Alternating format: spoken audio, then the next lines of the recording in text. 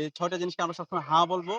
আর ৬ টা জিনিসকে আমরা না বলবো। মনোরম গ্যাসরুম কালচার, বৈষম্যমূলক নীতি ও আচরণ। আমরা প্রতিদিনের মতো আজকেও পরিচালনা করছি। আমরা শিক্ষার্থীদের স্বতঃস্ফূর্ত রেসপন্স দেখতে পাচ্ছি। এবং আমরা যে ইস্তেহার প্রকাশ করেছি, সেই ইস্তেহারের মধ্যে শিক্ষার্থীদের আকাঙ্ক্ষার প্রতিচ্ছবি প্রতিফলিত হয়েছে। এবং আপনারা জানেন এখানে 6 ইয়েস এবং 6 নো যেটা খুব জনপ্রিয় হয়ে উঠেছে। এই যে ৬ টা জিনিসকে আমরা সবসময় হ্যাঁ বলবো। আর ৬ টা জিনিসকে আমরা না বলবো। এই ৬ টা জিনিস যেগুলোকে আমরা হ্যাঁ বলবো এর মধ্যে একটা হচ্ছে নিরাপদ ক্যাম্পাস যেটা সবার দাবি। এরপর হচ্ছে আবাসন সংকট সমাধান এবং আবাসন সংকটটা আমরা কিভাবে সমাধান করব সেটার রূপরেখা আমাদের করা হয়ে গিয়েছে। নারী শিক্ষার্থীদের নিরাপত্তা সেটার রূপরেখাও আমাদের আছে। চিকিৎসা সুবিধা ও স্বাস্থ্যসম্মত খাবার, উন্নত পরিবহন, ক্যারিয়ার গঠনে পর্যাপ্ত তথ্য ও সেবা।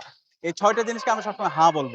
আর ৬ টা জিনিসকে না বলব যেগুলো সেগুলো আমি একটু আপনাদেরকে পড়ে শোনাই। কর্তৃত্ববাদী রাজনীতি, নির্যাতন ও সহিংসতা, চিন্তায় মনোরম গ্যাসরুম কালচার, বৈষম্যমূলক নীতি ও আচরণ, চাঁদাবাজি, লাঞ্চের পরে আসেন কালচার, ইসলামোফোবিয়া এবং সাইবার বুলিং।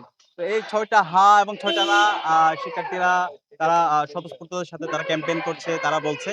তো আমরা আশা রাখছি ইনশাআল্লাহ শিক্ষার্থীরা আমাদের যে ইস্তেহার, সেই ইস্তেহার তারা যেভাবে গ্রহণ করেছে, আসন্ন ডাকসু নির্বাচনে তারা ব্যালট বিপ্লবের মাধ্যমে তারা তাদের মতামতের মাধ্যমে তারা আমাদের যে নেতৃত্ব, সেই নেতৃত্বকে তারা বেছে নিবে এবং তাদের প্রতিনিধিত্ব করার সুযোগ করে দিবে।